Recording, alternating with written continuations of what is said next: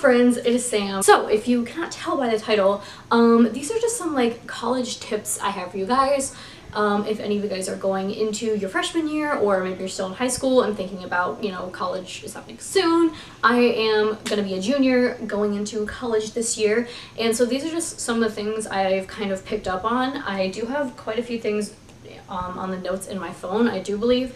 Sure, not covering it all. I feel like I might want to do another college video, maybe like things to bring to college or something like that.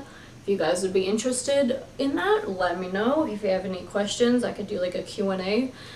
I don't really know, but I just thought it'd be helpful because I'm all about helping the people, and this is a little different type of video than what I would normally post on my channel, but like I said, just trying to help the people. So let's get started. Alright, so these are in no particular order, but the first tip I have is one that has just stuck with me through the years, ever since my orientation counselor, leader, whatever you want to call it, shared this lovely tip with us. No, actually, I've been watching videos on YouTube, and some people do this a lot already, but when you are showering and like you're washing your hair, I know, especially with me, like my hair will fall out, just like dead hair that just needs to come out, like you lose a lot of hair in the shower. Stick that on the walls, and then when you're done with the shower, scrape it off the wall and put it in the trash, because that way you don't clog the drain. Because if you clog the drain in college, you're probably gonna have to try and like do it yourself, or like call a handyman, and you're gonna see a whole nasty clump of hair be pulled out, and that is nasty. I hate that. I never clean out my drain. Never really have to, because I've been using this handy trick, but yes, I don't know if that's like it was a new revelation for me and all of my friends that I was with, but like I said, I've watched a few like get ready with me videos or things of that sort on YouTube, and girls stick their hair in the walls, but I didn't know that, and I just think it's so helpful because you don't want to clog the drain. Yes, that's my number one tip, guys. Alright, so second tip is mainly for if you have to share a room with someone, which is pretty much what you're gonna do when you're a freshman, is to get earplugs and like one of those sleeping masks for your eyes. I was so lucky, so blessed as a freshman, and I got a dorm that was apartment style. So basically you had your own room. There was like 4 people to a room, but everyone had a separate room, and you had to share a bathroom with one other person. It was like 2 bedrooms, 1 bathroom on one side, 2 bedrooms, 1 bathroom on the other side, and then like a little kitchen, living room, common area, that was literally so nice. Like, I don't know how I got that. Thank you, universe. But typically, if you're a freshman, you're gonna have to share a room with someone in the traditional dorm style. So if you're a light sleeper, or honestly, if you're not anyways, it's just good to have, you know, earplugs or an eye mask, or if you get you can get like those blackout shades. I don't know if you've seen those. I'm pretty sure they're relatively cheap. I've seen them at like Walmart and Target. But if you're sharing a room with someone, you're not going to be on the same schedule all the time. You know, maybe they'll have to wake up early for class and you don't want to be disturbed, or maybe they'll be up late doing something, writing paper, chatting on the phone, I don't know, but I just think it's a good thing to have. Another basic good thing to have is one of those power strips, because there's really not many outlets in a college dorm room, especially if you're sharing with someone, and especially if you're a girl. You know, you got like hair straighteners and like blow dryers to be plugging in, as well as laptop chargers, phone chargers, lamps, a million things. So definitely one of those like power strips that has multiple things that you can plug in. Love those, so good. Alright, so another very important tip is to save as much money as you possibly can before going to college. I know, at least where I live, the state I live, you can start working at 15 in some places. So back in high school, you can get a job, you can start saving up. But if you haven't had a job before, that's cool too. You know, I'm sure you've been getting money from like your parents if you get allowance, or like for your birthday, holidays, things like that. Save that money, girl, save it, because you're gonna need it. I'm sure a lot of people's parents will help pay for college. I know a lot of people's parents don't also, so if they don't, then obviously save money even more, because student loans are a bitch. But you're gonna have to pay for textbooks and just a lot of things that you wouldn't think about you are gonna need. Alcohol maybe, I don't know. But like, you want to buy cute decor for your room, or you know, maybe you get to college and you realize you forgot something, so you're gonna have to buy it. You have to pay to do laundry at most places, which is such BS. I mean, usually you can use quarters, but still, why do I gotta pay like $3 every time I want to do laundry? That's stupid. I mean, I don't anymore, but freshman year I did, and it was annoying. And just like going out to eat, things like that, hanging out with friends, going out with friends, you're gonna spend money. So just make sure to save your money. I mean, it's good to save your money in general. So save it up, girl. Also, side note, I think I'm gonna make a separate video about like different ways to save money in college, because I feel like I've gained a few valuable tips over the years, so watch out for that coming probably soon. And kind of along the lines of that, another tip I have is to budget. Maybe like look up online how to budget, talk to your parents or something, but it will really help you to make sure like you can see what you're spending, what you need to cut down on. You know, you can set aside a certain amount each month or each week to save. I know back in, it was like high school, I think, when I first got my debit card, I literally spent so much money because I didn't know how to handle it on, I would go to Starbucks every day and buy a drink and a food item, and like Starbucks is expensive, and that would rack up, and then I'd be like, oh, I don't know how to handle money. So very important to check yourself and budget, because it will definitely help you in the long run. So Google it, talk to a family member, talk to a friend, talk to a teacher, I don't know, but learn how to budget, track your money, save your money, get your money, girl. Another tip, this is also still kind of along the lines of money. Textbooks are expensive because, again, the school hates you and wants all of your money for no reason. It is always better to buy used textbooks. I like Chegg. I don't know if you guys, it's pretty popular. I'm sure most of you have heard of it, but Chegg.com is lovely for textbooks. You literally save so much money. Don't go to the bookstore at your school. It's a trap. I know you can buy them on like Amazon, or if you can do, I know in colleges people will usually have like Facebook pages, and a lot of people like to sell their books there, which is like great because, you know, saving money, the other person's getting money, so it's good. Sometimes there's some bullshit and you actually have to buy a new copy of the book. I know, like for my Spanish classes, we have to buy a new book because we have to buy a book with an internet access code, and if you buy a used one, then the internet code will also already be used, so you can't do it. And also, a lot of my classes, we have to do homework online, so again, you have to pay for that. Don't ask me why. They hate us. It's literally like $200 for an online nothing. What am I paying for? Internet service? I already pay for that. What do you mean?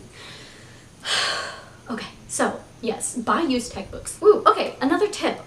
This is kind of just like a fun item. Not really fun, but a good item to bring are risers for your bed, because like I said before, dorm rooms are small, you don't have a lot of space to work with, so under your bed is gonna help you out a lot. So I know you can like have your beds raised up a lot anyway, but having risers gives you that extra like 6 inches, and it saved me freshman year, honey. It's great. It was a little hard for me to get up onto my bed, but you get a step stool, or I think I just used a box to step on. It works the same, you'll figure it out. Risers are great to have.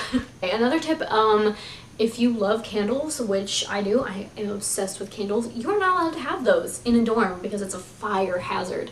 I still did, never set off the fire alarm, but whenever they would come and do room checks, I would just hide my candle. So, but if you don't want to get in trouble or take the risk of setting off the fire alarm, you can get a diffuser. You can get a one that plugs into the wall, or you can get one of the ones that like has the wooden sticks coming out of it, and I actually think those work better. Like I feel like it makes the smell be stronger and like last longer.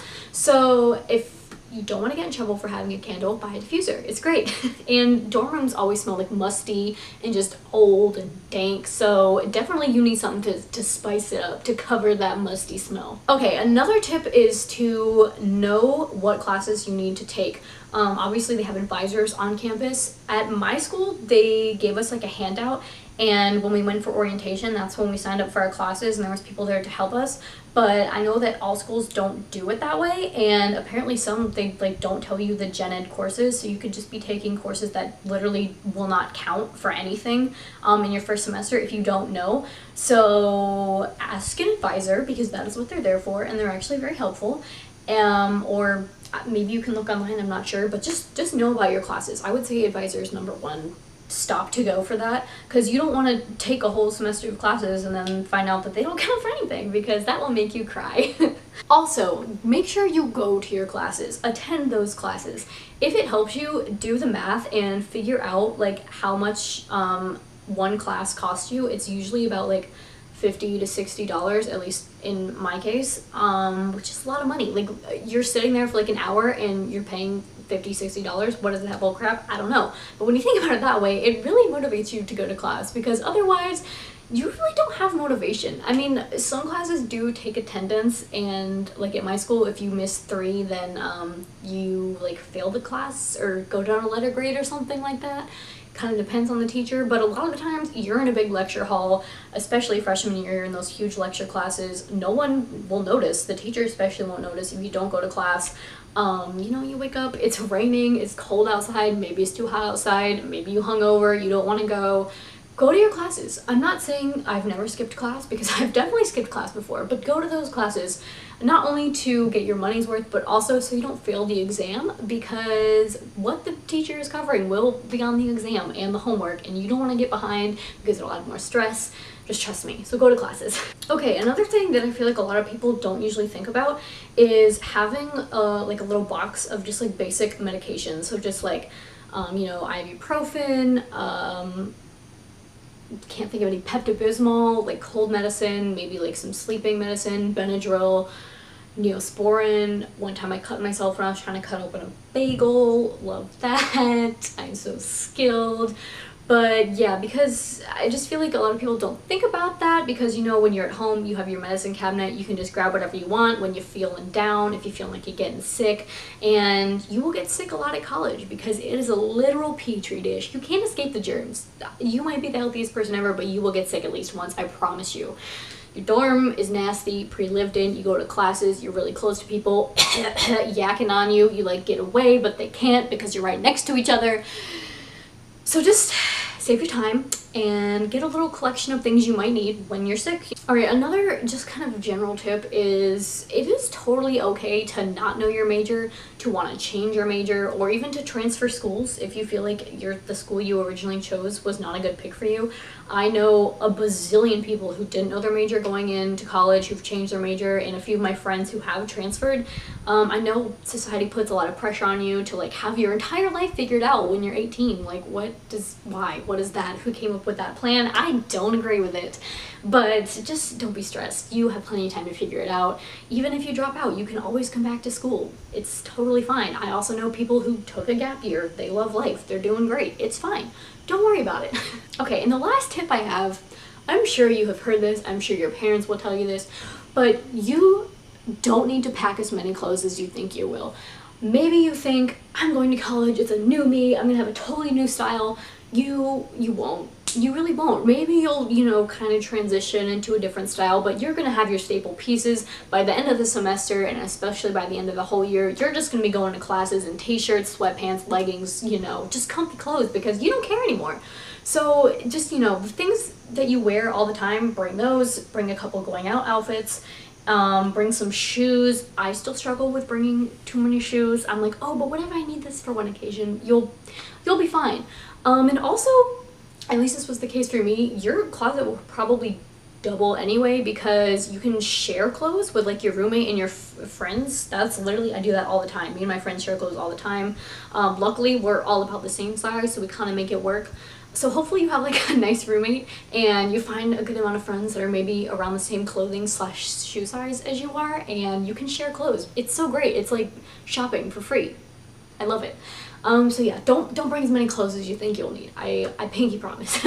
Especially maybe if you live close to home, you can always like go back and get stuff, or have your parents send it to you, or you know, maybe bring clothes for summer first, and then if you go home in during fall break, you can bring back your summer clothes and then bring your winter clothes to college, you know, something like that. But I promise you don't need as many clothes / shoes as you think you will need. Okay, so that is all I have written down. I'm sure I'm missing a few things, but those are just the things that really stick out to me. And maybe I'll make a part 2 if you guys have a lot of questions, if you want me to answer them down below. Of course, I'm not an expert. I'm just trying to be like a friend and help you guys out, share some wisdom, you know what I mean? So yes, I hope you found this video somewhat helpful, somewhat interesting. Yeah, thank you for watching, and I'll see you guys next video.